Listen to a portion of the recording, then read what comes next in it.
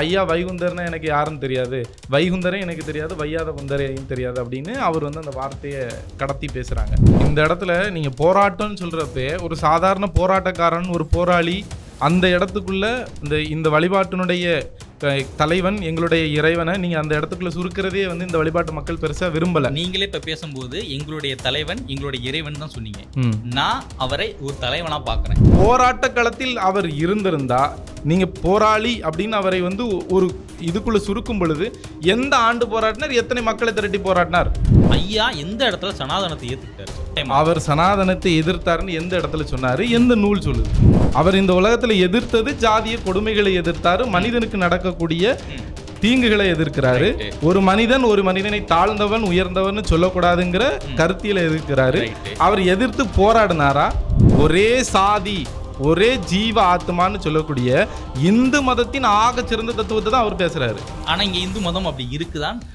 இந்து தர்மம் ராமாயணம் பற்றி பேசுது, மகாபாரதம் பற்றி பேசுது. அதுதான் நான் உங்களுக்கு ஆரம்பத்துல ராமாயணத்துல சாதிய பாகுபாடுகள் இருக்கா இல்லையா சார்? நம்ம என்ன சொல்றோம், சனாதனத்துல வேறுபாடுகள் இருக்கா? அது சனாதனத்தின் தன்மை என்று சொல்லப்படுகிறதா இல்லையா? அது சனாதனத்தின் தன்மை கிடையாது. நான் சூத்திரன் என்று சொல்லப்படும் போதுதான் இங்க ஐயா வந்து எதிர்க்கிறாரு. நான் எப்படா வருவேன்? அதனாலதான்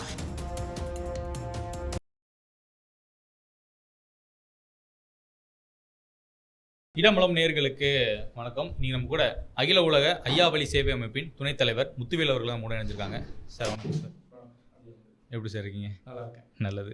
சமீபத்தில் நம்ம சேனலில் வந்து திரு நரசிம்மன் ரங்கராஜன் அவர்கள் குறித்து நம்ம ஒரு வீடியோ ஒன்று பேசியிருந்தோம். ஸோ அது சம்மந்தப்பட்டு நீங்கள் கேள்வி கேட்கணும்னு சொல்லி இப்போ வந்திருக்கீங்க. என்ன சார் உங்களுடைய கேள்வி? இப்போ பொதுவாகவே வந்து இந்த யூடியூப் சேனலாக இருக்கட்டும், இல்லை மெயின் ஸ்ட்ரீம் மீடியாவாக இருக்கட்டும், இடதுசாரி சிந்தனை கொண்டவங்களுக்கு ஒரு பொதுப்பத்திலே ஒரு முடிவு பண்ணி வச்சுருக்காங்க அவங்க மைண்டில். ஐயா வைகுண்டர்னா யார் அப்படிங்கிறத ஒரு பொதுப்பத்திலே அவங்க முடிவு பண்ணி வச்சுருக்காங்க. அதை வந்து அவங்க இப்போ பொது வழியில் வந்து கேள்விகளாக வெளிப்படுத்துகிறப்ப, இந்த மாதிரி வலதுசாரி சிந்தனை கொண்டவங்க கூட அவங்க பதிலை சொல்கிறப்ப, அது அவங்க வெளியில் பதிலை சொல்கிறப்ப அவங்களுக்குள்ளே இருந்து அந்த ஆவேசமாக அந்த பதில் வந்துடுது. வர்றப்ப அவங்க என்ன சொல்கிறாங்கன்னா, ஐயா வைகுந்தர்னா எனக்கு யாருன்னு தெரியாது, வைகுந்தரே எனக்கு தெரியாது, வையாத குந்தரையும் தெரியாது அப்படின்னு அவர் வந்து அந்த வார்த்தையை கடத்தி பேசுகிறாங்க. இப்போது அவருக்கு நான் என்ன பதில் சொல்ல விரும்புகிறேன் அப்படின்னா, ஒரு சனாதன தர்மத்தை பற்றி ஆகச்சிறந்த அறிவு பெற்ற ஒரு சிறந்த, இன்னைக்கு இருக்கக்கூடிய ஒரு சிறந்த அறிவாளர் அவர். பல யூடியூப் சேனல்களில் பேசுகிறாரு, பல மெயின் ஸ்ட்ரீம் மீடியாக்கள்லேயும் அவருடைய முகம் தெரியுது. ஆனால் இன்னைக்கு சனாதன தர்மத்தின் மிகப்பெரிய அங்கமாக இருக்கக்கூடிய தென் தமிழகத்தில் ஐயாவளி மக்கள், சொல்லப்போனால் தென் தமிழகத்தில் கிறிஸ்தவ மதமோ இஸ்லாமிய மதமோ பெரிய அளவில் வளர்ந்து வரக்கூடிய இந்த தருவாயில் கூட இந்து மதத்தின் சாராம்சங்களை எடுத்துக்கொண்டு செல்லக்கூடிய இந்த சனாதன தர்மத்தின் ஆக சிறந்த இந்த ஐயா வழிபாட்டு முறையை மக்களுக்கு எடுத்து சொல்லக்கூடிய அகில திரட்டு அம்மானை, அதாவது இந்த உலகத்துக்கு ஐயா வைகுண்டர் அருளி செய்த, எப்படி இறைவன் இந்த உலகத்தில் ஒவ்வொரு முறையும் அவதாரம் எடுத்து வரும் பொழுது ராமாயணம் மகாபாரதம் எப்படி கந்த புராணம் எப்படின்னு சொல்லி ஒரு மகா காவியங்கள் இந்த பூமிக்கு தந்திருக்காரோ, அதுபோல் அகில திரட்டு அம்மானை அப்படின்னு சொல்லக்கூடிய மிகப்பெரிய ஒரு நூலை வந்து இந்த உலகத்துக்கு கொடுத்துருக்காரு. அப்படிப்பட்ட ஒரு நூலை அவர் படித்து தெரிஞ்சுக்கிட்டு அதுக்கப்புறம் வந்து இது போகிற மெயின் ஸ்ட்ரீம் மீடியாவிலையோ இல்லை யூடியூப்பில் கேள்வி கேட்குறவங்களுக்கு அவர் பதில் சொல்லணும்னு நான் அவருக்கு தாழ்மையாக ஒரு வேண்டுகோள் வச்சுக்கிறேன். மேலும் அவர் வந்து அந்த வார்த்தையை உபயோகப்படுத்தியிருக்க வேண்டாம், நான் தெரிந்து கொள்கிறேன் அப்படின்னு சொல்லி அவர் சொல்லியிருக்கலாம். அதுக்கப்புறம் நீங்கள் கேள்வி கேட்ட விதத்திலே எனக்கு உடன்பாடு இல்லை, உங்கள் கேள்வியில் எனக்கு பெரிய உடன்பாடு இல்லை. நீங்கள் என்ன கேள்வி கேட்டிங்கன்னா, அவர் வந்து பெரியாரை பற்றி பேசும்போது நடுவில் ஐயா வைகுண்டரை பற்றின பேச்சுக்கள் அந்த வீடியோவோட நடுவில் வருது. அப்போ பெரியாரையும் ஐயா வைகுண்டரையும் ஒப்பிட்டு உங்கள் கேள்வி இருந்தது. உங்களோட அதான் குறுக்கிட்டுக்கு மன்னிக்கணும், நீங்கள் இந்த வீடியோ முழுசாக பார்த்தீங்களான்னு தெரியல. ஐயாவை பற்றி நாங்கள் ஆரம்பத்திலே பேசிட்டோம். பெரியார் குறித்து அவர் இடையில தான் தெரியாதுன்னு சொன்னார். நாங்கள் ஐயாவை எப்போ நாங்கள் கோட் பண்ணுறோம் அப்படின்னா, சனாதானத்துக்கு எதிரான ஒரு நிலையில் ஐயா இருந்தார், இங்கே தீண்டாமைக்கு எதிரான நிலையில் ஐயா இருந்தார். அவர் என்ன சொன்னார், இங்கே தமிழ்நாட்டில் எங்கேயாவது ஜாதி தீண்டாமை நடந்திருக்கா, அப்படி நடந்ததுன்னா எனக்கு தேதியும் நாளும் சொல்லுங்கன்னாரு. அதுக்கு நாங்கள் குறிப்பிட்டோம், ஐயா இங்கே ஒருத்தர் இருந்தார், வைகுந்தன் ஒருத்தர் இருந்தார், அவருடைய போராட்டம் உங்களுக்கு தெரியுமா, அவர் எதை எதிர்த்து இங்கே செயல்பட்டார் தெரியுமா நம்ம கேட்கும்போது தான் அவர் சொன்னார், எனக்கு அவரை பற்றி தெரிஞ்சுக்கணும் அவசியம் இல்லை அப்படின்னு. நம்ம பெரியாரையும் ஐயாவையும் நம்ம ஒப்பிடலை, நம்ம தனித்தனியாக தான் பார்க்குறோம். ஆனால் ஐயாவின் பங்கு இங்கே பெரும் பங்குன்னு நம்ம ஒரு சின்ன வயதில் கோட் இல்லை. இப்போ இந்த இடத்துல நீங்கள் போராட்டம்னு சொல்கிறப்ப ஒரு சாதாரண போராட்டக்காரன், ஒரு போராளி அந்த இடத்துக்குள்ள இந்த வழிபாட்டினுடைய தலைவன் எங்களுடைய இறைவனை நீங்கள் அந்த இடத்துக்குள்ள சுருக்கிறதே வந்து இந்த வழிபாட்டு மக்கள் பெருசாக விரும்பலை. நீங்களே இப்போ பேசும்போது எங்களுடைய தலைவன் எங்களுடைய இறைவன் தான் சொன்னீங்க. நான் அவரை ஒரு தலைவனா பார்க்குறேன். இறைவனா பார்க்கறதுக்கும் தலைவனா பார்க்கறதுக்கும் வித்தியாசம் இருக்கு. நான் அவரை தலைவனா பார்க்குறேன். பொதுவாகவே வந்து கந்த புராணத்தில் அதாவது கந்த புராணத்தில் கந்தனை பற்றி சொல்லும்போது பாட்டுடை தலைவன் சொல்லுவாங்க. அப்போ அகில திரட்டினுடைய தலைவன். இந்த அகில திரட்டு அப்படிங்கக்கூடியது என்ன விஷயத்த பேசுதுன்னா, அகிலம்னா உலகம், திரட்டுனா திரட்டி சொல்லக்கூடியது. இப்போ அகில திரட்டினுடைய அந்த உலகத்தினுடைய செய்திகளை சொல்லக்கூடிய இந்த உலக செய்திகளுடைய தலைவன் அவன். அப்போது தலைவன் நம்ம உள்ள எதை சொல்கிறோம் அப்படின்னா, அவனை இறைவனாக ஏற்றுக்கிட்டு தான் தலைவனாக சொல்கிறோம். அப்போ இந்த உலகத்தில் இதற்கு முன்னாடி நடந்த விஷயங்கள் முக்கால செய்தின்னு சொல்லுவாங்க.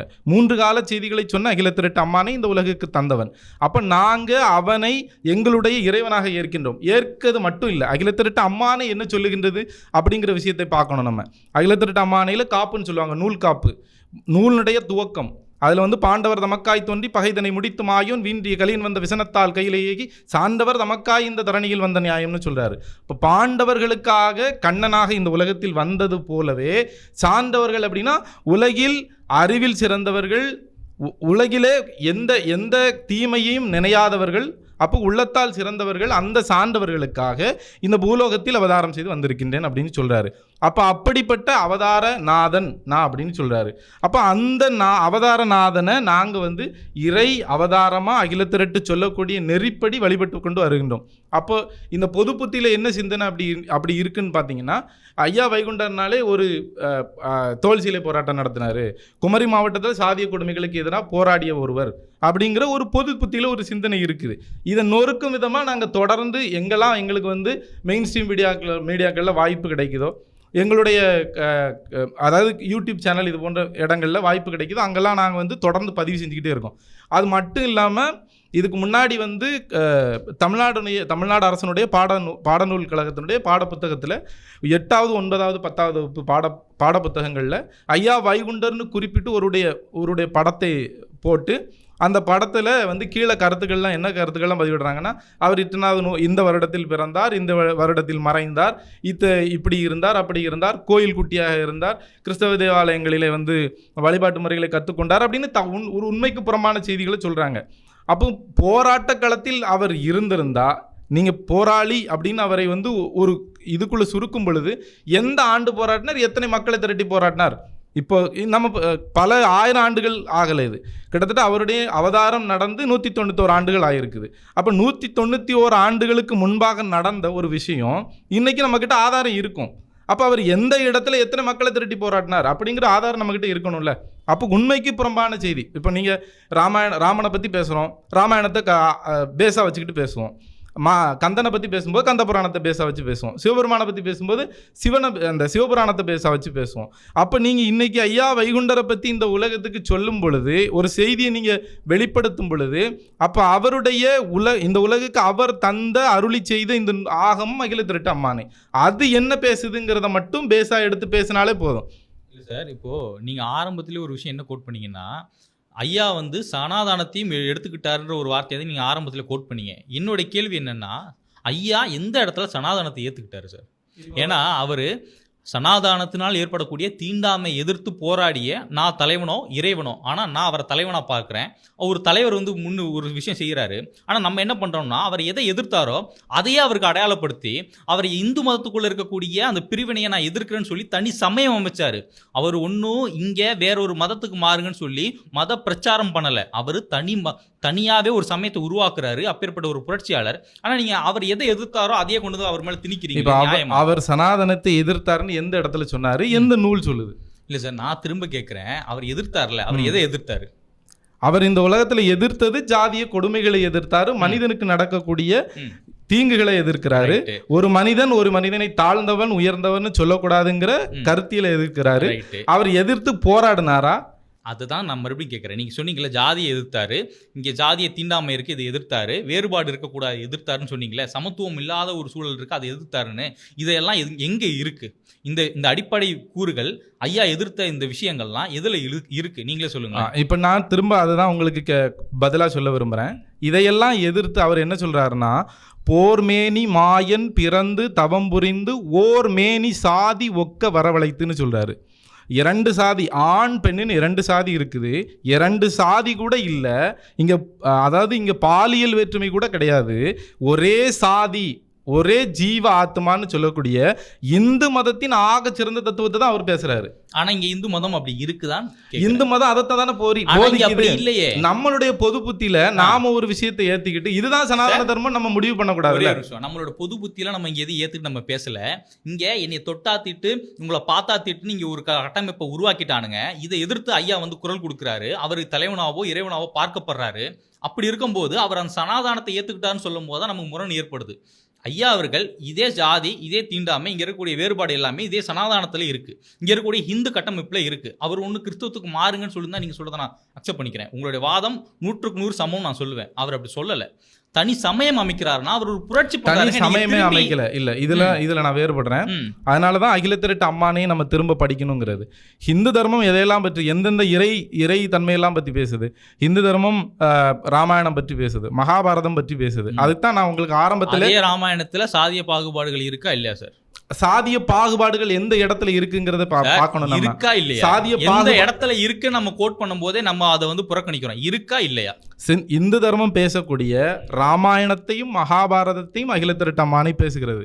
ராமாயணத்தில் வந்த ராமனாக இந்த உலகத்தில் வந்தது நான் தான் திருவாசகத்தில் ஐயா வைகுண்டர் சொல்றாரு. பாலை ராமச்சந்திர சூரிய நாராயணர் தாமே வைகுண்டமாய் தோன்றியதாக அகில திரட்டு அம்மானையில அவர் தெளிவா சொல்றாரு. அந்த மாற்று கருத்து இல்ல சார். ராமாயணத்திலும் மகாபாரதத்திலும் சாதி ரீதியான குறிப்புகள் இருக்குதா? சாதி ரீதியான குறிப்புகள் இருக்கும். ஏன்னு சொல்றேன்னா, ஐயா வைகுண்டர் அகில திரட்டு அம்மானையில முக்கால செய்தியை சொல்லும் பொழுது இது கலியுகம். கலியுகத்துல 4 வேதங்களும் சாஸ்திரங்களும் மறைகளும் இந்த கலியினுடைய தீய தன்மைகளால் கெட்டு போகும்னு சொல்கின்றார். அப்போ இந்த உலகத்தில் தரப்பட்ட வேதங்களும் மறைகளும் நூல்களும் ஆன்மீக நெறிகளும் இங்கு நன்மையைத்தான் போதிச்சுது, இங்கு மனிதத்தைத்தான் போதித்தது, இங்கு ஆன்மீகத்தைத்தான் போதித்தது. ஒரு மனிதன் மீது இன்னொரு மனிதன் வன்மத்தை செய்ய வேண்டும் என்கின்ற நிலையை போதிக்கவே இல்லை. அதைத்தான் ஐயா வைகுண்டர் சொல்லுவாரு. இது அத்தனையும் எதனால் நடக்குதுன்னு சொல்லும் பொழுது இங்கு சாதிய பேதங்கள் அத்தனையும் உருவாக்குவது களி என்கின்ற தீயெண்ணம். அப்போ களி என்கின்ற தீயெண்ணம் இந்த யுகத்தினுடைய தன்மை. அப்போது யுகங்களை பிரித்து சொல்லும் பொழுது இந்து மதத்தில் 4 யுகங்களாக சொல்லுவாங்க. ஆனால் அகில திரட்டில் 7-8 யுகங்களாக சொல்லுவாங்க. அப்போ அந்த யுக செய்திகளை சொல்லும்போது இது கலியுகம். இந்த யுகம் பிறந்த பின்பு இந்த யுகத்தில் கலியன் என்கின்ற கொடூர தீய எண்ணம் கொண்ட ஒவ்வொரு மனிதனுடைய மனதுக்குள்ளும் இருக்கும் பொழுது அழுக்கு தீய அழுக்குன்னு சொல்லுவார். அதை எப்படி சொல்லுவார்னா, களி என்றால் எலி அல்ல, கணையாளி தேவையில்லை. இதற்கு முன்னாடி இந்த ஆன்மீக நெறியில் இதுக்கு முன்னாடி இறைவன் அவதாரம் எடுக்கும் பொழுது ராமனாக அவதாரம் எடுக்கும் பொழுது ராவணனை வதம் செய்தார். கந்தனாக அவதாரம் எடுக்கும் பொழுது சிங்கமுகாசுரன் சூரபத்மனை வதம் செய்கின்றார். அப்போ கண்ணனாக வரும் பொழுது அந்த துரியோதனாதிகளை வதம் செய்கின்றார். அப்போ இந்த யுகத்தில் யார் வதம் செய்ய வேண்டும் என்றால் களி என்ற தீய எண்ணம் ஒவ்வொரு மனிதனுடைய மனதுக்குள்ளும் அடங்கி இருக்கக்கூடிய தீய எண்ணம். நீ வாழ நான் கெடுக்க நினைப்பது, நான் வாழ நீ கெடுக்க நினைப்பது, ஒருவரை ஒருவர் புறம் பேசுவது, இது உள்ளத்துக்குள் இருக்கக்கூடிய தீய எண்ணம். இது இந்த யுகத்தினுடைய தன்மை அப்படிங்கறது அவர் தெளிவா சொல்றாரு. Correct sir. உள்ளத்தில் இருக்கக்கூடிய தீய எண்ணத்தை பத்தி நம்ம பேசல. நம்ம என்ன சொல்றோம், சனாதானத்துல வேறுபாடுகள் இருக்கா? அது சனாதானத்தின் தன்மை என்று சொல்லப்படுகிறதா இல்லையா? அது சனாதானத்தின் தன்மை கிடையாது. நான் சூத்திரன் என்று சொல்லப்படும் போதுதான் இங்க ஐயா வந்து எதிர்க்கிறாரு. நான் எப்பரா வருவேன், அதனாலதான் இங்க நீயே ஒளி அப்படின்னு அவர் அது இந்து மதத்துல ஏற்கனவே இருந்த வழிபாட்டு முறை. இந்து மதத்துல ஏற்கனவே சொல்லப்பட்ட வழிபாட்டு முறை நம்ம எப்படி இந்து மதத்துல ஏற்கனவே இருக்கு. இப்ப நீங்க ஒரு உதாரணத்துக்கு சுசீந்திரம் தானுமாலய சுவாமி கோயில், தானுமாலய சுவாமி கோயிலுக்குள்ளே சட்டை போட்டு உள்ளே போக முடியாது. சுசீந்திரம் தானுமாலய சுவாமி கோயிலில் நிலக்கண்ணாடி இருக்கும் எதிரில். அதுக்கப்புறம் நாகர்கோயில் நாகராஜ சுவாமி கோயில், இங்கே சட்டை போட்டு உள்ளே போக முடியாது. இது இந்த மதத்தில் ஏற்கனவே இருக்குது. திருச்செந்தூர் முருகன் கோயிலுக்குள்ளே நீங்கள் சட்டையை கலத்திட்டு தான் உள்ளே போகணும். அதே வழிபாட்டு முறை தான் ஐயா வழியிலையும் இருக்குது. இந்து மதத்தில் ஒவ்வொரு கோயில்களுக்கும் ஒரு விதமான வழிபாட்டு முறை இருக்கும். சிவன் கோயிலுக்கு போனீங்கன்னா வேறு தீர்த்தம் தருவாங்க, வில்வ தீர்த்தம் தருவாங்க. விஷ்ணு கோயிலுக்கு போனீங்கன்னா துளசி தீர்த்தம் தருவாங்க. அதே மாதிரி நீங்கள் முருகன் கோயிலுக்கு போனீங்கன்னா அங்கே வேற மாதிரி இருக்கும் வழிபாடு. ஐயா கோவிலுக்குள்ள எப்படியான வழிமுறைகள் நடக்குது நான் கேட்கல. என் கேள்வி என்னன்னா, இந்து மதத்துல சனாதனம் சொல்லக்கூடிய அந்த அடிப்படை வேறுபாடுகள், பிறப்பின் அடிப்படையில் வேறுபாடுகள் இருக்கு இல்லையா? இப்போ என்னை சூத்திரன்னு சொல்றான், என்ன ஏன்டா சூத்திரன்னு நான் கேட்கும்போது அவங்க என்ன சொல்றாங்கன்னா, இது வந்து நம்மளுடைய வேதத்துல சொல்லி இது அதான் நான் சனாதனத்தில் சொல்லி நான் அதை தான் திரும்ப உங்களுக்கு சொல்ல வர்றேன். நான் என்ன சொல்றேன், அதை எதிர்த்து தான் ஐயா இங்க போராடினாரு. திருப்பி அதையே கோட் பண்ணீங்க. போராடினாருங்கிற விஷயத்தை நான் மறுதளிக்கிறேன். ஏன் அப்படின்னா அவர் எங்கேயும் மக்களை திரட்டி போராடல, அதுக்கு எந்த ஆதாரமும் கிடையாது. போராட்டங்கிறது மக்களை திரட்டி போராடணும்னு அவசியம் இல்லை சார். ஒரு கருத்தியலா மக்கள் மனசுல இன்னைக்கு உங்களை பேச வச்சிட்டு இருக்காரு சார். அது ஐயா தானே சார். கருத்தியலா என்ன பேச வச்சாருன்னு நான் சொல்றேன். கருத்தியலா இந்து மதம் சொல்லி தந்த அடிப்படையை தான் பேச வைக்கிறாரு எங்ககிட்ட. சார் இன்னொரு விஷயம் உங்களுக்கு இன்னும் தெளிவாகவே சொல்லிடுறேன். கொஞ்ச நாளைக்கு முன்னாடி நம்மளுடைய ஆளுநர் RN ரவி அவர்கள் என்ன சொன்னாரு, ஐயா வந்து சனாதனத்தை வந்து காக்கிறதுக்காக வந்தவர்னு சொன்னாரு. அதற்கு பால பிரஜாபதி அடிகளார் அவர் என்ன சொல்றாரு உங்களுக்கு யாருன்னு தெரியும். அவர் என்ன சொன்னாருன்னா, மிகப்பெரிய கண்டனத்தை எழுப்பினார். எதுக்கு? சனாதனத்தை எதிர்த்து குரல் கொடுத்த ஐயாவை நீங்க மறுபடியும் சனாதனத்தை ஆதரிக்க வந்தவர்னு சொல்லும் போது எங்களுக்கு மனசு புண்படுது, இது தவறு, நாங்க கண்டிக்கிறோம், அரசியல்வாதி மாதிரி செயல்படாதீங்கன்னு சொன்னாரு. ஆனா இன்னைக்கு நீங்க இங்க உட்காந்துக்கிட்டு முற்றுமுழுமா அந்த ஐயாவுடைய அடிகளாருடைய கருத்துக்கு அகைன்ஸ்டா ஒரு அரசியல்வாதி பேசக்கூடிய விஷயத்தை நீங்க கோட் பண்ணி. நான் அதை தான் திரும்ப சொல்றேன்.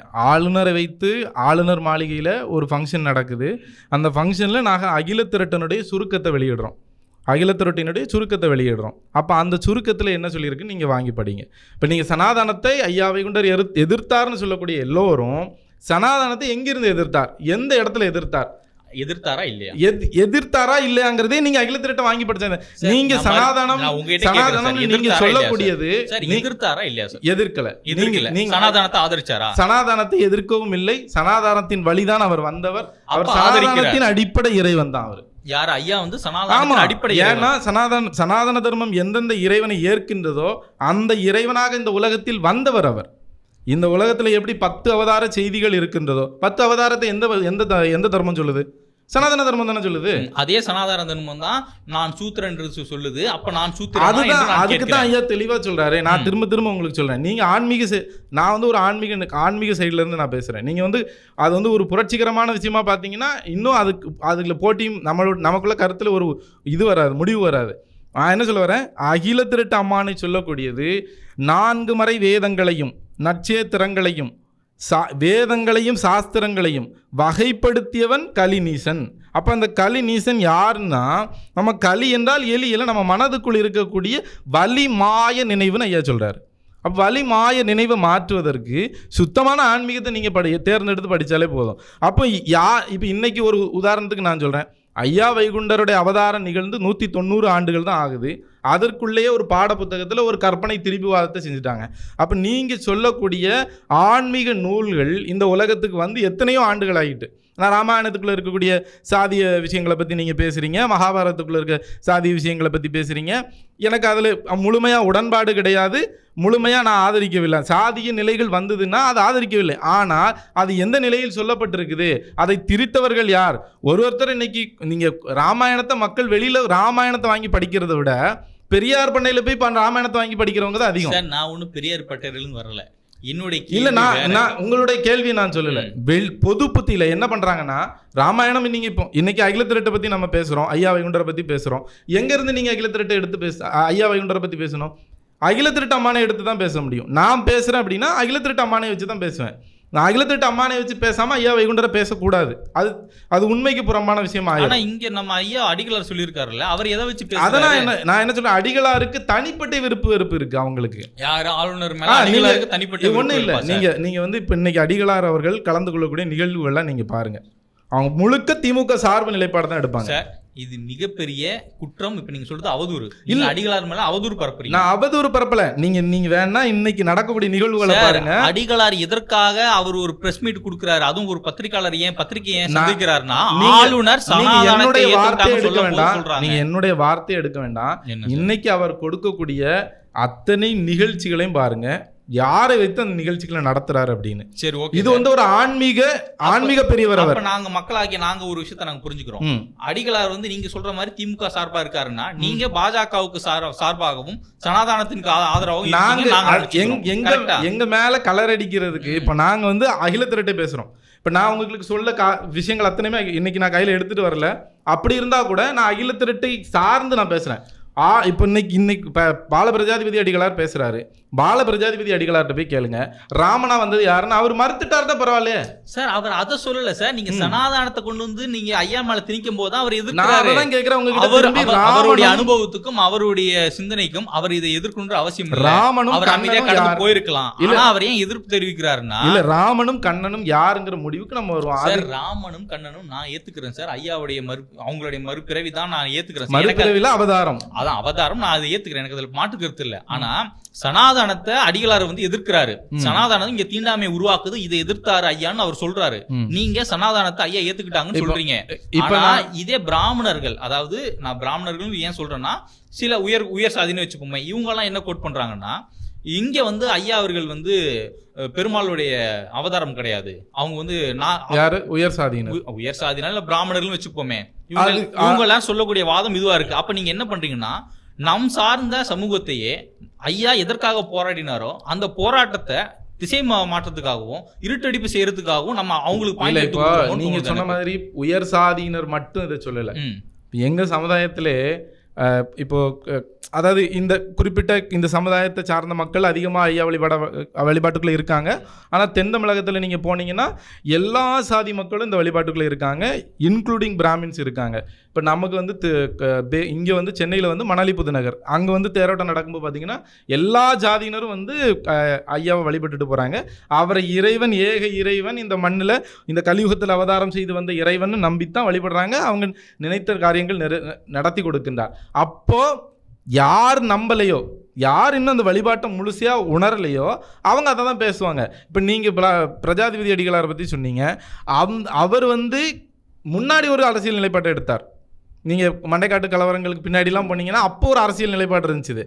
அன்னைக்கு அவர் பேசிய கருத்துக்கள் எல்லாம் நீங்கள் எடுத்து கேட்டீங்கன்னா மீண்டும் அடிகளார் மீது ஒரு அவதூறு நான் சொல்லலை. நீங்கள் அவர் வந்து மண்டைக்காட்டு கலவரங்களுடைய சமயத்தில் அவர் எந்த பக்கம் நின்னாருன்னு நீங்கள் பாருங்கள். இன்னைக்கு நான் அவரை வந்து அவதூறு செய்ய வேண்டிய அவசியம் இல்லை. எனக்கு இன்னைக்கு எங்களுடைய வழிபாட்டினுடைய ஒரு மிக மூத்த பெரியவர் அவர். அதனாலதான் சொல்றேன், அவருடைய வார்த்தையை நான் இன்னைக்கு தனிப்பட்ட மனிதனுக்கு அரசியல் ஆதாயங்கள் தேவைப்படுது இல்ல. அவருக்கு என்ன சார், அவர் பங்களா வாங்கி வச்சிருக்காரா, 50 ஏக்கர் இடம் வாங்கி போட்டாரா? இருக்குது. நீங்க அததான் நான் இன்னும் அதை வெளிப்படையா பேசணும்னா இந்த சேனல்ல நிறைய உடைச்சு பேசலாம். பேசுங்க சார். அந்த சாமிதோப்பு பதியினுடைய ஒட்டுமொத்த கட்டுப்பாடை அவங்க எடுக்கணும்னு நினைக்கிறாங்க. அது கோயில் வந்து அறநிலைத்துறை கட்டுப்பாட்டத்தில் இன்னைக்கு இருக்குது. அது மேல வழக்கு இருக்குது. வழக்கு தொடர்ந்து நடந்து கொண்டு இருக்கின்றது. அதை சார்ந்து அவங்க ஒரு அரசினுடைய சார்பு நிலைப்பாடை எடுக்கிறாங்க. அது ஆரம்ப காலகட்டத்தில் என்னென்ன பேசினாங்கிறது அது வழக்கு சார்ந்த விஷயங்கள்லாம் வந்து நீதிமன்றத்தில் அவங்க அஃபிடவிட்டாவே போடுறாங்க. அவங்க வந்து இதுக்கு முன்னாடி நான் மண்டைக்காட்டு கலவரங்கள் சம்மந்தப்பட்ட விஷயங்களில் நிறைய அவங்க நிலைப்பாடு வேறையாக இருந்தது. இன்றைக்கி வந்து அவங்க நிலைப்பாடை மாற்றிட்டு வந்துட்டாங்க. எதுக்காக வர்றாங்கன்னா நமக்கு வந்து அரசுனுடைய ஆதரவு, இன்றைக்கி இருக்கக்கூடிய அரசாங்கத்தினுடைய ஆதரவு வேணும், அதுக்காக அவங்க நிலைப்பாடை மாற்றுறாங்க. நானா எங்களை போன்று இப்போ ஒரு கூட்டத்தில் ஒரு பெரிய ஆள் இருப்பார். அவர் உண்மையிலே வந்து அந்த கூட்டத்தினுடைய தலைவர் மாதிரி தெரிவார். ஆனால் அந்த கூட்டத்துக்குள்ளே நீங்கள் போய் கேட்டால் யார் வந்து அந்த கூட்டத்தை வந்து வழி நடத்துகிறார் அப்படின்னா எங்களுக்கு தலைவர், எங்களுக்கு குரு அப்படின்னு யாருமே கிடையாது.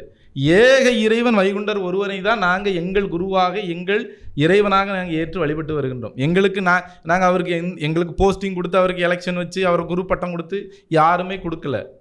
அவர் இன்னைக்கு இந்த வழிபாட்டினுடைய ஆக மூத்த பெரியவர். அந்த மரியாதை எப்பொழுதுமே அவர் மேலே இருக்கிறது. ஆனால் அவருடைய அரசியல் நிலைப்பாடு காலத்துக்கு தந்தார் போல் மாறி இருக்கு. அதை நீங்கள் முன்னாடி நடந்த விஷயங்களை எடுத்தே பார்க்கலாம்.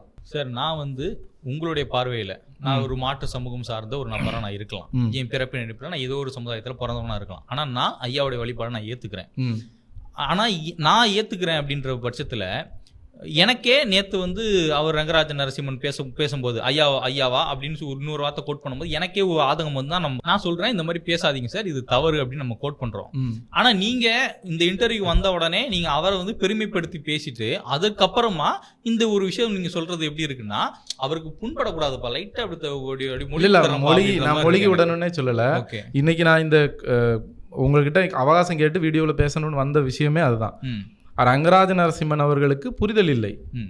அது வந்து ரங்கராஜ நரசிம்மன் மட்டும் இல்லை, உங்களுக்கும் இல்லைன்னு தான் நான் சொல்லுவேன். சார், எனக்கு இருக்குதோ இல்லையோ அப்படிங்கிறத தாண்டி நான் அவரை ஒரு புரட்சியாளராக பார்க்க, நீங்கள் இறைவனாக பார்க்குறீங்க. அப்படி இருக்கும்போது நான் ஒருத்தரை ரசிக்கிறேன், நான் ஒருத்தர் ஏற்றுக்கிறேன். அவர் தப்பாக பேசும்போது எனக்கு கோபம் வருது. ஆனால் நீங்கள் என்ன பண்ணுறீங்கன்னா, ரங்கராஜன் நரசிம்மன் அவர்கள் வந்து சனாதானத்தை நல்லா சிறப்பாக பேசக்கூடிய நபர், இல்லை யூடியூப் சேனலுக்கு வந்து சிறப்பாக பேசக்கூடிய ஒரு நபர், நல்ல பிரபலமான நபர், அவர் வந்து இப்படி பேசுகிறாருன்னு சொல்லும்போது எனக்கு எப்படி தோணுதுன்னா, நீங்க அவருக்கு சாதகமா, ஏன்னா அவர் சனாதானத்தை ஏத்துக்கிட்டாரு ஒரே காரணத்தினால நீங்க ஐயாவை அப்படி அப்படி அப்படி ஓரம் வச்சுட்டு நீங்க அவருக்கு ஆதரவு. ஐயா வைகுண்டரையும் சனாதனத்தையும் பிரிக்கவே முடியாது. அது வந்து நான் உங்களுக்கு வழிபாட்டு முறையில் இருக்கக்கூடிய மாற்றங்களை நீங்கள் பேசுனீங்கன்னா மாற்று மதம், அதாவது வேற சமயத்தை கட்டி அமைத்து விட்டாருன்னு நீங்கள் சொல்லும் பொழுது, இல்லை இங்கே இருக்கக்கூடிய விஷயங்களை வைத்து தான் இந்த அடிமட்டத்தை சரி செய்து ஒரு வழிபாட்டு இப்படி தான் இருக்கணும். நீங்கள் அதாவது தனக்குள் இறைவனை தேடக்கூடிய விஷயத்தை இந்து மதம் ஏற்கனவே பேசியிருக்கிறது. உனக்குள் இறைவன் இருக்கின்றான் என்கிற விஷயத்தை ஏற்கனவே பேசியிருக்கிறது. இப்போ ரங்கராஜ நரசிம்மன் சார் பேசுனதை நீங்கள் ஏன் வந்து தடவி கொடுக்குறீங்கன்னு நீங்கள் கேட்குறீங்க. நான் ஒரு உதாரணம் சொல்கிறேன். இன்னைக்கு எங்களுடைய ஆன்மீக பெரியவர்களே இந்த கருத்துக்களுக்கு எதிராக பேசுகிறாங்க. நீங்கள் சொன்னது போல பிரஜாதிபதி ஐயா அவர்கள். அது மட்டும் இல்லாமல் நீங்கள் குறிப்பிட்டு சமுதாயம்னு சொன்னதுனால இது எந்த சமுதாயத்துக்கும் பாத்தியப்பட்டது கிடையாது. அதான் அகில திரட்டு அம்மானை. இந்த இல்லை ஒரு குறிப்பிட்ட இந்த பெரிய அதாவது உயர்ந்த ஜாதியினர் வந்து இப்படி பேசுகிறாங்க, அவங்க ஏற்றுக்கிடுறதில்ல ஐயா வைகுண்டர் அப்படிங்கிறதுனால நான் சொல்கிறேன்.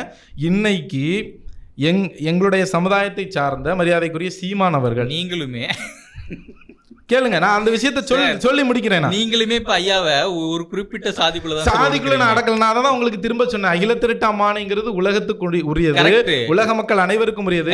ஆனா இன்னைக்கு தென் தமிழகத்துல பெரும்பான்மையா இந்த சமுதாய மக்கள் வழிபட்டு வருகிறாங்க.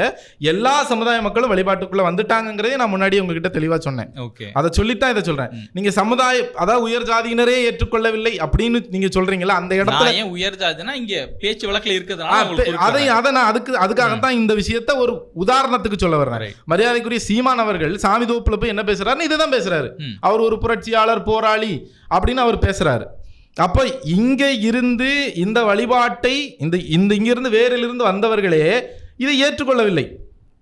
இது இன்னும் நாள் பிடிக்கும். இப்ப நீங்க சீமான் அவர்களை அவர் வந்து இந்த சமுதாயம் சொல்லி அடையாளப்படுத்த பாக்குறீங்களா, இல்ல இந்த சமுதாயத்துல பிறந்ததுனால அவர் ஐயாவை இப்படி புரட்சியாளர்னு சொல்லிட்டாருன்னு சொல்லி நீங்க வருத்தப்படுறோம். நாங்க இந்த வழிபாட்டை உலகறிய செய்ய வேண்டிய ஒரு உயர்ந்த இடத்தில் இருக்கக்கூடிய ஒரு அரசியல் கட்சியை நடத்தக்கூடியவர், குறைந்தபட்சம் அவர் வந்து இதை கருத்து சொல்லாம கடந்தாது போயிருக்கணும். ஆனா கருத்து சொல்றாரு என்ன சொல்றாருன்னா, அந்த வழிபாட்டை உயர்வாக எடுத்துக்கொள்ளக்கூடிய மக்களுக்கு அவருடைய மனம் புண்படும் அளவுல அந்த கருத்து சொல்றாரு. இல்லன்னு சார், மனம் புண்படக்கூடியது. அவர் ஒரு புரட்சியாளர் கொண்டு போறாரு. இல்ல புரட்சியாளர்னு அவர் ஒண்ணு புரட்சியாளர்னு ஐயாவை வச்சு இங்க வியாபாரம் பார்க்கலையா? இல்ல இந்த புரட்சியாளர்ங்கிற வார்த்தையே இந்த வழிபாட்டை சுருக்கக்கூடியது, நசுக்கக்கூடியதுன்னு நான் நினைக்கிறேன். இப்ப நீங்க வந்து புரட்சியாளர்னு சொன்னீங்கன்னா அது ஜாதிக்குள்ள அடங்கிரும். அப்படிதான் இன்னைக்கு எல்லா புரட்சியாளர்களையும் சுருக்கியிருக்காங்க. அப்ப இது அகில திரட்டு அம்மானை சொல்லக்கூடியது இவர் புரட்சியாளர் இல்லை, இவர் ஏக இறைவனின் வடிவமாக இந்த உலகத்தில் அவதாரம் எடுத்து வந்தாருங்கிறது அகில திரட்டு அம்மானை. நான் உங்களுக்கு பல வரிகளை கோடிட்டு காட்டி சொல்லிட்டேன். இதற்கு பின்பும் ஒருத்தன் புரட்சியாளர்னு ஒருவர் குறிப்பிடுகிறாருன்னா அதற்குள்ள நிறைய கம்யூனிஸ்ட் இடதுசாரி சிந்தனைகள் பொதிஞ்சிருக்கு. நான் ஏன்னா பொதுவாகவே நீங்கள் டிவி சேனலில் பார்த்தீங்கன்னா ஒரு டிபேட்டில் உட்காந்து பேசுகிறவங்க ஏதாவது ஒரு இடதுசாரி கருத்துக்களை வந்து அந்த டிபேட்டில் சொல்கிறப்ப நடுவில் ஐயா வைகுண்டர் எடுத்துகிட்டு வந்து சொல்லிடுவாங்க. அது என்னென்னா இவங்களே ஈக்குவல் பண்ணிடுவாங்க. நாங்கள் அந்த நிலைக்குள்ளே போகலை. சாதாரண மனித நிலைக்கு அவரை எடுத்துகிட்டு வருவதே வந்து நாங்கள் வந்து கீழ்நிலைன்னு நினைக்கிறோம். அவரை வந்து அந்த மனித நிலைக்கு எடுத்துகிட்டு வரக்கூடாது. ஏன்னா அவர் சொன்ன தத்துவங்கள் ப்ரெடிக்ஷன்ஸ் சொல்லுவாங்க. அதாவது முக்கால செய்தியில் எதிர்காலத்தில் என்னென்ன நடக்குங்கிற ப்ரெடிக்ஷன்ஸாக அச்சு பிசகாமல் சொல்லிட்டு போயிருக்காரு. அந்த விஷயங்கள் இன்றும் அச்சு பிசகாமல் நடக்கிறது. இப்போ இந்த உலகத்தில் எப்போதெல்லாம் அதர்மம் தலை தூக்குகிறதோ அப்பெல்லாம் வந்து அதர்மத்தை அழித்து தர்மத்தை காக்க இறைவன் வருவான் அப்படின்னு அந்த வாசகத்துக்கு இணங்க இந்த உலகத்தில் இறைவனே தன்னுடைய 3 மூர்த்தியும் ஒரு மூர்த்தியாகி இந்த உலகத்தில் வந்ததாக அகில திரட்டு அம்மானை சொன்னதை ஏற்று நாங்கள் நடக்கிறோம். அப்போ நீங்கள் அதுக்கு மாற்றா ஒரு கருத்தை நீங்கள் சொன்னீங்கன்னா அது எங்களை புண்படுத்துது. Right sir. இப்போ நரசிம்மன் ரங்கராஜனுக்கு நீங்கள் சொல்லக்கூடிய விஷயம், நரசிம்மன் ரங்கராஜன் அவர்களுக்கு நான் சொல்லக்கூடிய விஷயம் என்னன்னா, சனாதன தர்மத்தை பற்றி பெரிதாக பேசக்கூடிய அவர் இந்த சனாதன தர்மத்துக்கு உட்பட்ட அகில திரட்டு அம்மானையும் அவர் படிக்கணும். அவர் படிச்சுட்டு அதுக்கு மேல கருத்து சொல்லணும்னு நான் அவருக்கு தெரியும். அதை தான் நாங்களும் அவர்கிட்ட சொன்னோம். சார் நீங்க அவர் படிச்சுட்டு வந்து பேசுங்க அப்படின்னு. ஆனா உங்க கேள்விக்குள்ளே எப்படி இருந்ததுன்னா அவர் தனி சமயத்தை கட்டமைத்தார் அப்படின்னு நீங்க கேள்வி கேட்டீங்கல்ல, அந்த இடத்துல எனக்கு வந்து அவர் இந்து மதத்துக்குள்ள வந்துட்டார் ஐயா, அப்படிதானே? இந்து மதத்துக்குள்ள தானே இருக்கிறாரு. ரைட், இந்து மதத்துக்குள்ளே இருக்கிறாரு. ஓகே ஓகே, அது ஒன்றும் பிரச்சனை இல்லை. ஏன்னா நாங்கள்லாம் ஐயாவை பற்றி நாங்கள் ஸ்கூலில் படித்ததாக இருக்கட்டும், நாங்கள் வெளில வந்து இந்த பொலிட்டிக்கல் ஃபீல்டில் இருக்கும்போது நாங்கள் படித்தது எப்படி இருக்குன்னா, நாங்கள் அவரை ஒரு புரட்சியாளரை தான் பார்த்துட்டு இருக்கோம். எங்களுக்கு அதில் இது நீங்கள் சொல்லலாம், நீங்கள் வந்து இடதுசாரி சிந்தனையில் பேசுகிறீங்கன்னு. நாங்கள் யாரும் இறைவனை நேரடியாக பார்க்கல, ஆனால் நாங்கள் புரட்சியாளரை பல பேரை பார்த்துருக்கோம். அந்த வரிசையில் முதன்மை வரிசையில் நாங்கள் ஐயா வச்சு பார்க்குறோம். அப்படி இருக்கும்போது நீங்க இதை வந்து சனாதானத்துக்குள்ள ஒரு மூட நம்பிக்கைக்குள்ள ஐயா வந்து புகுத்தி நீங்க பாக்குறதுக்கும் நாங்க புரட்சியாளரா பாக்குறதுக்கும் இங்க வேறுபாடு இருக்கு, வித்தியாசம் இருக்கு. நாங்க அவரை புரட்சியாளரா தான் சார் பாக்குறோம். இப்ப சனாதானத்துக்குள்ள புகுத்தி பாக்குறேன்றீங்க, நீங்க புரட்சியாளரா பாக்குறீங்கன்னு சொல்றீங்க. நீங்க புரட்சியாளரா பாக்குறீங்க அப்படின்னா நீங்க எதை பேஸ் பண்ணி படிச்சீங்கிறத அங்க கேள்வி வருது. இப்ப நான் சொன்ன மாதிரி ஐயா வைகுண்டர் வந்து நான் ஒண்ணு கேட்டுக்கலாம். தலைப்பாகை கேட்டிருக்கீங்களா சார்? எதுக்கு சார் தலைப்பாகை வந்து எல்லாரும் இந்நாட்டு மன்னர்கள்ங்கிற சொல்லக்கூடியதுக்காக? எதுக்கு? அது எப்போ ஆரம்பிச்சது அந்த கலாச்சாரம்? இந்த தலைப்பாகை கலாச்சாரம் எப்போ ஆரம்பிச்சதுன்னு உங்களுக்கு தெரியணுமா? எப்போ, எதுக்கு?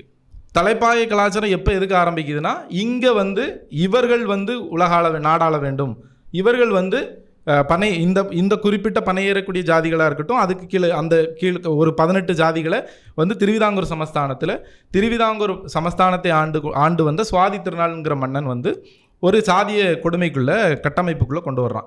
அந்த சாதிய கட்டமைப்புக்குள்ளே கொண்டு வரும் பொழுது இவர்கள் எல்லாரும் வந்து அந்த சாதிய கொடுமைகளை எப்படி ஆரம்பிக்குது அப்படின்னா, அது அகிலத்திரட்டு மூலமாக அந்த வரலாறு நான் இந்த இடத்துல சுட்டி காட்டணும்னு நினைக்கிறேன்.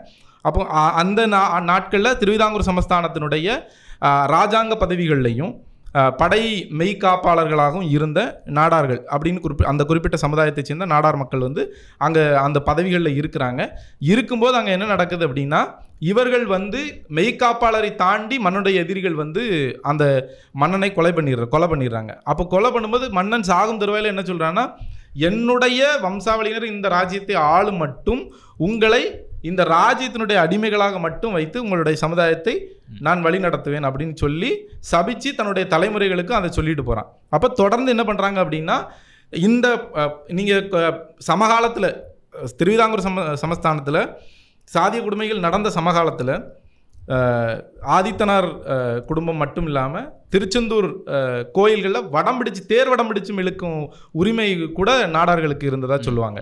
ஆனால் அதே சமகாலத்தில் திருவிதாங்கூர் சமஸ்தானத்தில் நாடார்கள் கொடுமைப்படுத்தப்பட்டாங்க. அப்போ சாதிய நிலை அப்படிங்கிறது அங்கே காரணமாக இல்லை, இந்த ஒரு காரணம் முதன்மையாக நின்றுச்சு. மன்னனை வந்து இந்த சமுதாயம் வந்து மெய்காப்பாளராக இருந்து கூடவே இருந்து மன்னனை கொலை பண்ணிட்டாங்க அப்படிங்கிற ஒரு ஆதங்கம் இருந்தது. அதை வந்து அந்த காலகட்டத்தில் உபயோகப்படுத்தினாங்க. தி திருநெல்வேலி மிஷினரி அப்படின்னு சொல்லிட்டு ஒரு புத்தகம் இருக்குது, நீங்கள் படிச்சிருப்பீங்கன்னு நினைக்கிறேன். அந்த புத்தகத்தில் வந்து அன்றைக்கு அந்த கவர்னருக்கு, அங்கே திருநெல்வேலியினுடைய கவர்னராக இருந்தவருக்கு வந்து அங்கே இருக்கக்கூடிய மிஷினரிஸ் வந்து ஒரு கடிதம் எழுதுகிறாங்க 1950களில். அப்போ 1850களில். அப்போ அந்த கடிதத்தில் என்ன மென்ஷன் பண்ணுறாங்கன்னா, இங்கே வைகுண்டர்னு ஒருத்தர் இருக்கான். அவன் வந்து என்ன பண்ணுறான், அது ஒருமையிலே அவங்க எழுதுறாங்க. வைகுண்டர்னு ஒருத்தன் இருக்கிறான். அவன் வந்து தன்னை வந்து மகாவிஷ்ணுவுடைய அவதாரம் என்றும், தான் இந்த கலியுகத்தில் 10வது அவதாரம் எடுத்து வந்துவிட்டதாகவும், தன்னை நம்பி வருபவர்களுக்கு மண்ணும் தண்ணீரை மருந்தாக கொடுத்து மக்களுடைய வினைகளை மாற்றுவதாகவும் ஒரு பொய் பிரச்சாரத்தை செய்கின்றார் அப்படின்னு சொல்லி ஒரு கடிதத்தை எழுதி, இவன் வந்து மண்ணும் தண்ணியை கொடுக்கறதுனால காலரா சுகமாகுதுன்னு சொல்லி நிறைய பேர் போகிறாங்க, இது வந்து அன்றைய காலகட்டத்தில் எங்களுடைய மதமாற்றத்துக்கு மிகப்பெரிய தடையாக இருக்குன்னு சொல்லி ஒரு கடிதத்தை எழுதுறாங்க. அந்த கடிதத்தை அடிப்படையாக வைத்து அந்த கவர்னர் வந்து திருவிதாங்கூர் சமஸ்தான மன்னனுக்கு ஒரு உத்தரவு பிறப்பிக்கிறார். என்னன்னா,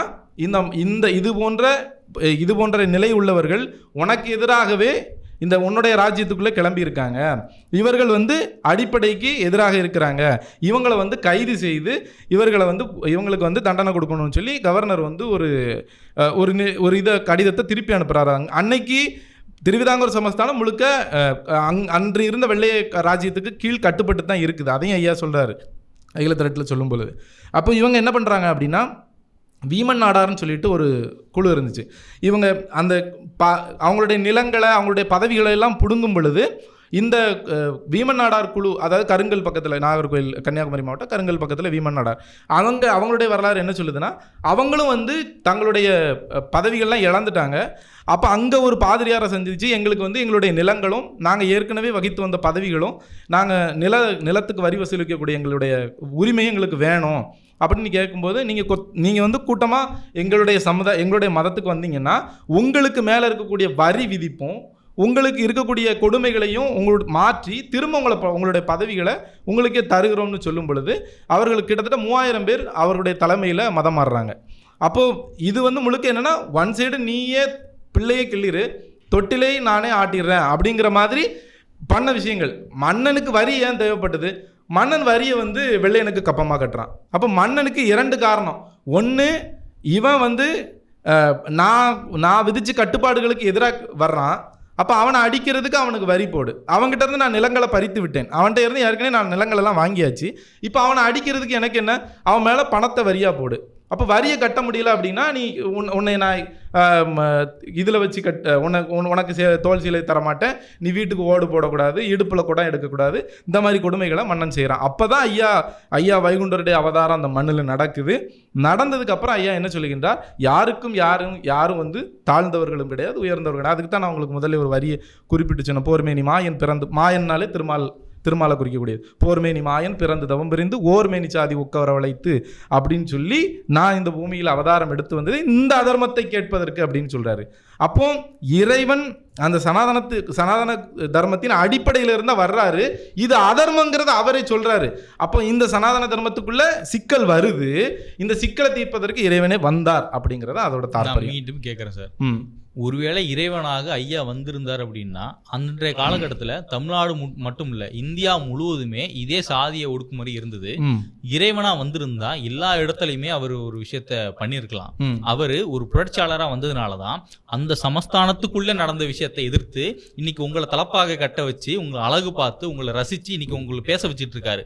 அதுதான் நான் புரட்சின்னு சொல்றேன். இப்போ புரட்சிக்கும் சனாதானத்துக்கும் வித்தியாசம் இருக்கு.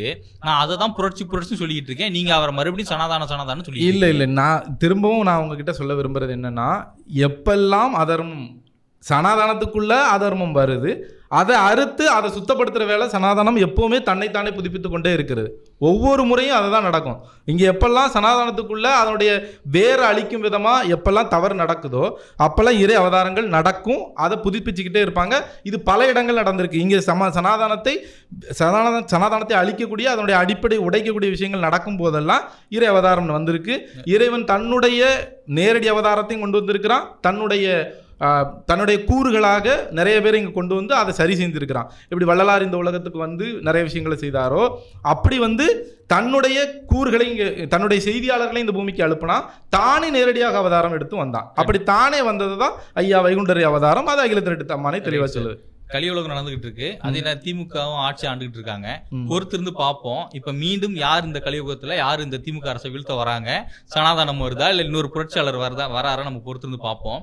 அதே நேரம் சனாதானத்தை ஏற்றுக்கொண்ட உயர் சாதியினர்கள் இவங்க ஐயாவை ஏத்துக்கிறாங்களா அப்படிங்கறத நம்ம பொறுத்திருந்து பார்ப்போம். ஏன்னா களம் தான் இதா இருந்தாலும் முடிவு. இப்ப நாம ராமனையே இன்னும் ஏத்துக்கிடாத பூமி இருக்கு. ராமனை இன்னும் வந்து வேறு விதமா சித்தரிச்சு மனிதனுடைய தன்மையில பேசக்கூடியவங்க இருக்காங்க. ராமனை ஏத்துக்கிடவே மாட்டோம் அப்படின்னு சொல்லக்கூடியவங்க இருக்காங்க. அது அவங்களோட நிலைப்பாடு. அது வந்து இன்னும் நிலை இருக்கு. பல 1000 ஆண்டுகளுக்கு முன்னாடி நடந்த அவதாரம். கண்ணனையும் அப்படி பேசக்கூடிய உலகம் இது. அப்படி இருக்கும் பொழுது வைகுண்டர் அவதாரம் நடந்து கிட்டத்தட்ட 190 ஆண்டுகள் தான் இருக்கு. ஐயா வந்து ஒரு இடத்துல சொல்லும்போது சொல்லுவார், செடிகள் 5 வேட்டையாடி தெளிந்த முயல் பிடிக்கவாரேன் அப்படின்னா, செடி களைந்து, அதாவது யார் தெளிவானவங்க அவங்கள மட்டும் நான் தெரிந்து எடுத்துக்கொள்வேன். அதனால் இது இன்னும் நீங்கள் கேட்ட மாதிரி உலகம் பூரா தெரிஞ்சிருக்கணுமே அப்படின்னா இதுக்கு இன்னும் காலம் இருக்குது, நேரம் பிடிக்கும். அது ஐயா சொன்ன காலங்கள் வந்துக்கிட்டே இருக்குது. இப்போ எங்களை மாதிரிப்பட்டவங்க ஊருக்குள்ளே முடங்கி கிடந்தது. இப்போ எல்லாரும் வந்து வெளியில் வர்றோம், நம்ம பேசுகிறோம். எங்களுக்கு மெயின் ஸ்ட்ரீம் மீடியாவோட வெளிச்சம் கிடைக்கல. இப்போ யூடியூப் மாதிரி ஒரு நல்ல ஆப்பர்ச்சுனிட்டி கிடைக்கிறப்ப நம்ம யூஸ் பண்ணிக்கிறோம். நம்மளே ஓன் யூடியூப் சேனல்லாம் வச்சு கூட வீடியோஸ் போடுறோம். அப்படி இருக்கும்போது அதை வெளியில் கொண்டு வர்றோம். சென்னை வரைக்கும் வந்திருக்கு. இப்போ மலேசியாவில் கூட கோயில், சிங்கப்பூரில் கூட கோயில் வச்சுருக்காங்க. அந்த லெவலுக்கு வெளியில் போய்கிட்டே இருக்குது. நிறைய பேர் ஏற்றுக்கிட்டுறாங்க. இப்போ நீங்கள் சொன்ன மாதிரி உயர் ஜாதியினர் ஏற்றுக்கல அப்படின்னா எல்லா ஜாதியினரும் ஏற்றுக்கிடணும். இறைவன் யாருங்கிறத ஐடென்டிஃபை பண்ணிக்கிடணும். அவங்க வழிபாட்டு முறை எதுங்கிறத அவங்க தெரிஞ்சு எது நன்மையை தருதுங்கிறத தேடி அவங்க தான் வரணும். Right sir. எங்களோட இணைந்து பல்வேறு கேள்விகளுக்கு மிக சிறப்பாக பதில் கொடுத்துருக்கிறேன். நன்றி, வணக்கம்.